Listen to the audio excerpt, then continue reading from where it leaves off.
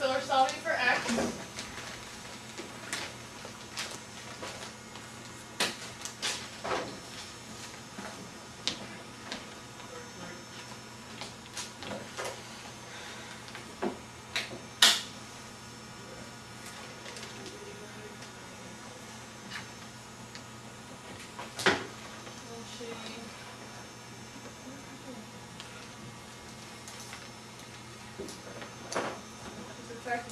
Subtracting x from both sides. What are we doing?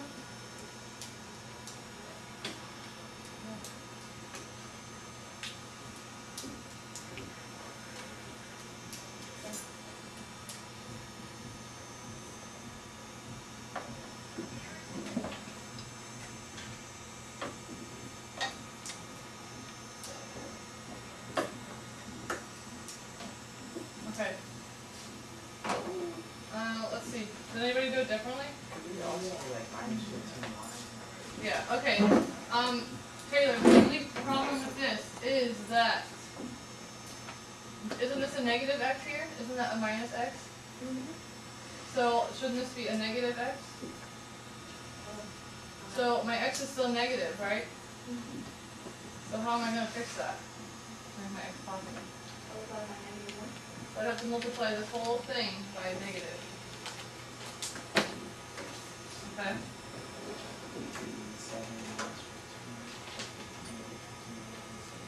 Okay, so we can do it another way, even though that's okay, Taylor, as long as you make that positive though, but Jerry, what did you say we could do?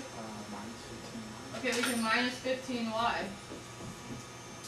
Because when I minus 15y, this cancels out, and then I just get left with x equals 7 minus 15y.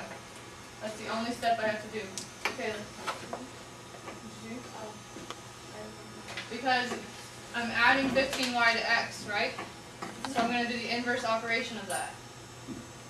So I'm just going to subtract this whole piece of 15y. Okay? So just one step is all we need for that one. Okay, who wants to do this second one? Charlene. Hunter, I'll let you do the second one. The second one is the Yeah. Don't use green one. And this is actually, you can't put your hand on it. This is actually a real, y equals mx plus b. Do any of you know what equation that is? Any of you recognize that? What? No, not no. It's slope. Y equals mx plus b. It's your m is your slope.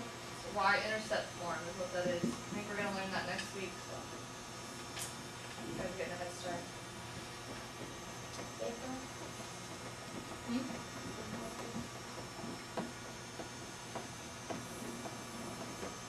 Okay, so she, let's see, what did you do first? She subtracted b from both sides, because we want to get n, right? So she subtracted b, she did the inverse. So then we got y minus b equals m times x. And then the last thing was x was being multiplied times m. So she divided by x. So my x's cancel out. And she gets y minus b over x equals m. I did it differently. I divided by x. Okay, you can't do that first, because remember we want to do it in reverse order of I still operations. got the same answer.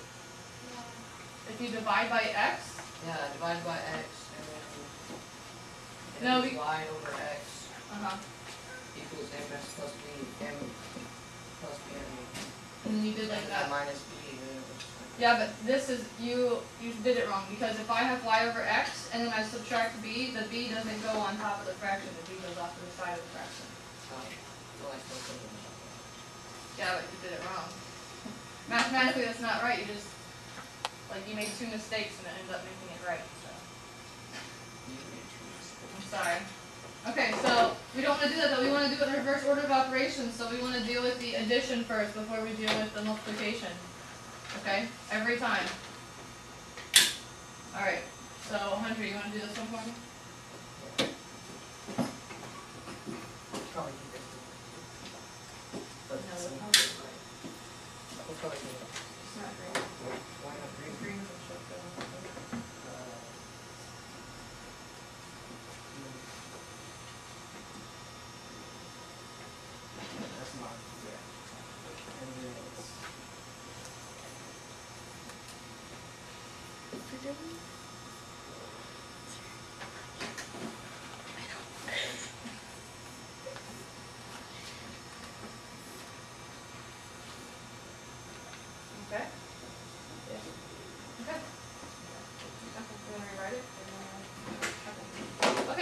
see, this one's a little bit tricky because what I'm solving for is in the denominator, right?